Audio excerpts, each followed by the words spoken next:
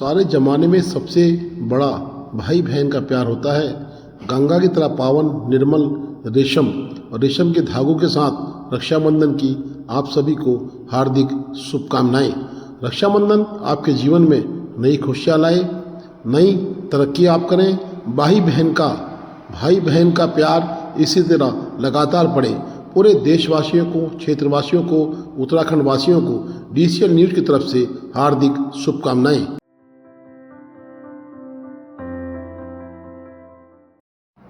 बुरांस bytes cafe का भव्य शुभारंभ।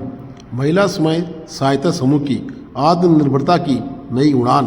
विकासखंड करानी छीना स्थित ग्राम सतगढ़ में मल्लिकार्जुन स्वयं सहायता महिला समूह द्वारा संचालित रेस्टोरेंट कैफे द बुरांस बाइट्स का भव्य आयोजन आज किया गया। 119 इंडिपेंडेंट इन्फेंट्री ब्रिगेड के कमांडर गौतम पठानिया एवं श्रीमती पठानिया द्वारा संयुक्त रूप से इसका उद्घाटन किया गया। जिलाधिकारी विनोद गोस्वामी विशेष रूप से समूह की महिलाओं के उत्साहवर्धन हेतु मौजूद रहे। स्वाद और सेवा के इस समन्वय को निरंतर बनाए रखेंगे।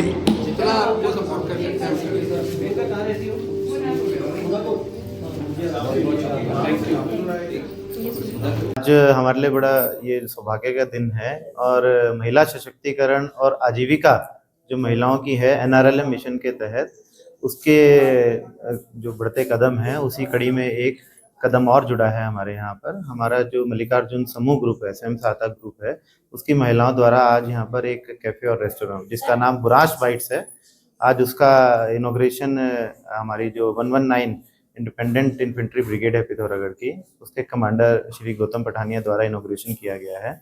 और ये कैफ़े जो है और रेस्टोरेंट है, ये इसका मूल उद्देश्य यही है कि जो हमारे जितने यहाँ पर महिलाएं हैं उनको स्वरोजगार प्राप्त हो सके। और आशा यही करते हैं कि ये महिलाएं जो हैं, ममता और ज्योति मेरे साथ में जो खड़ी हैं, यही इसको ऑपरेट करने वाली हैं, समूह की जो मेन लीडर्स हैं, और इनका सशक्तिकरण होगा, आजीविका में वृद्धि होगी और धीरे धीरे पूरे समूह और संगठन और जो फेडरेशन है उसका ग्रोथ होगा।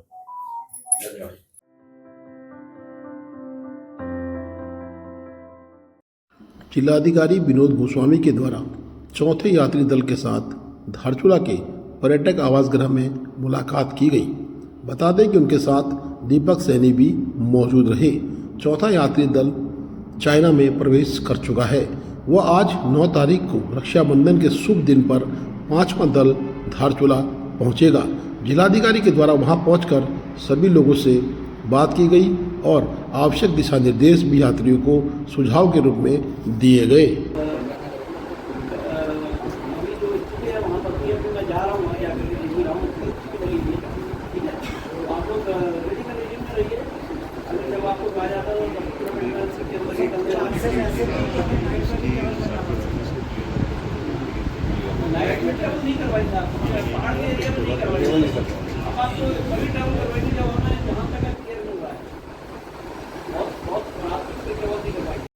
जिलाधिकारी विनोद गोस्वामी व दीपक सैनी ने यात्रियों के साथ तस्वीरें भी खींची। साथ ही क्षेत्रीय जनप्रतिनिधियों से भी जिलाधिकारी ने वार्ता की।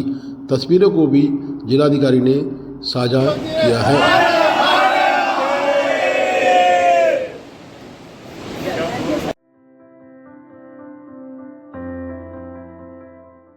जिलाधिकारी पिथौरागढ़ के द्वारा स्वयं लिपुलेख तवाघाट सड़क पर मार्ग का संचालन कैसे चल रहा है और क्या स्लाइडिंग जोन है।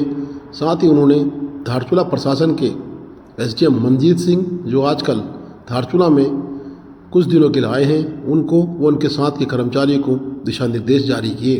उन्होंने साथ ही BRO को कहा है कि मशीनें बढ़ाएं और ऐसे स्लाइडिंग जोनों को चिन्हित करें और आपदा से पूर्व ही इन पर कार्य करना आरंभ कर दें। क्षेत्रीय लोगों ने भी जिलाधिकारी को ज्ञापन दिए और कहा कि जान हथेली में लगकर लोग आवागमन कर रहे हैं। यातायात को बहाल कराने में पुलिस व प्रशासन ने पूरा जोर लगा रखा है। आपदा का दंश धारचूला को रोज ही रोज डस रहा है। बारिशों का ये दौर कहीं न कहीं धारचूला के लिए मुसीबत का सबब है।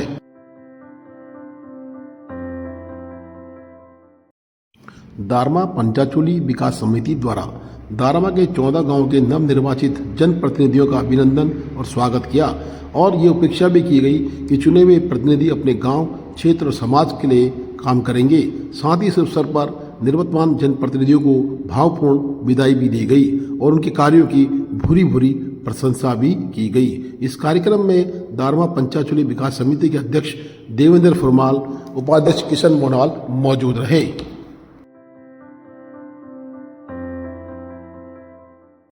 धारचूला मुंशियारी विकासखंड के चुने हुए जनप्रतिनिधियों का एशियन स्कूल में हार्दिक स्वागत अभिनंदन किया गया। बता दें कि स्वामी वीरेंद्रनाथ महाराज महामंडलेश्वर जूना अखाड़े के द्वारा सभी जनप्रतिनिधियों को बुके देकर व शॉल ओढ़ाकर सम्मानित किया गया। स्वामी जी के द्वारा जितने भी जीते हुए प्रत्याशी धारचूला मुंशियारी से आए थे, उनके सम्मान में एक कार्यशाला का आयोजन रखा गया और उन्हें सुझाव भी दिए गए कि अपने क्षेत्र का विकास तत्परता से करें।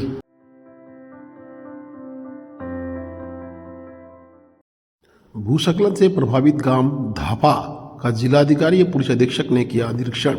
प्रभावित परिवारों को दी गई राहत राशि।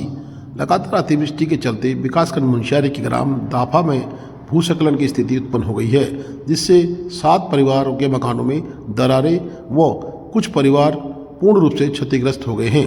जिला प्रशासन द्वारा स्थिति को गंभीरता से देखते हुए प्रभावित परिवारों को सुरक्षित स्थानों पर स्थानांतरित कर राहत पहुंचाई गई है।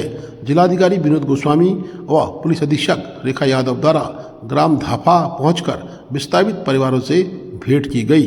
उनकी कुशलक्षेम जानने के बाद जिलाधिकारी ने अधिकारियों को सख्त दिशा निर्देश जारी किए हैं कि हर संभव सहायता हेतु तत्पर रहें और एक्टिव मोड में काम करें।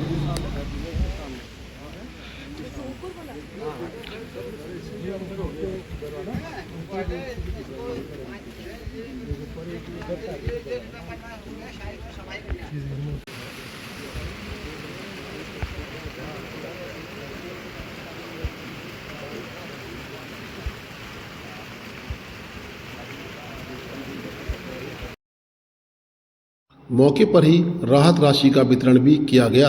साथ ही उन्होंने जन समस्याएं भी सुनी। चेक किसके पास है? मेरे पास। चेक आपके पास उधर है, चेक निकाल लो। आज सर आपने दाफा गांव का निरीक्षण किया, कुछ कहेंगे? ये जो दाफा गांव है ये लाज हिकला के गांव के पास में ही बसा हुआ है।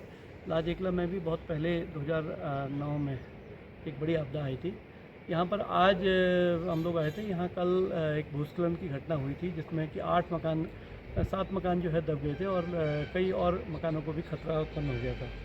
तो जो इवैक्यूएशन है वो कल तत्परता से स्थानीय प्रशासन के द्वारा एसडीएम साहब और यहाँ के जो स्थानीय जनप्रतिनिधिगण हैं उनके सहयोग से कर लिया गया था। आज आकर के स्थिति का जायज़ा लिया गया। स्थिति अभी कंट्रोल में है। यद्यपि जो मकान दब गए थे उनके जो निवासी हैं उनको सुरक्षित स्थानों पर हमने टिका दिया है, वो रह रहे हैं। इसके अलावा सभी को राशन और सिलेंडर और अन्य जो चीज़ें दे दी हैं। हमने साथ ही यहाँ पर एक मेडिकल कैंप और एक पशु चिकित्सा कैंप भी लगाया है, जिससे कि लोगों को जो अतिरिक्त सुविधाएं प्रदान हो सके। हमने यहाँ पर सभी को जो अहेतुक सहायता के साथ साथ जो मकान क्षति की जो सहायता है कुल मिला के 2,05,000 रुपये प्रति परिवार, ऐसे 7 परिवारों को हमने 14,35,000 के आसपास जो धनराशि है वो आज वितरित भी कर दी है। इसके अलावा राशन आदि भी दी है। तो स्थिति पर नज़र बनाए गए हैं। Please do like, share and subscribe DCL News.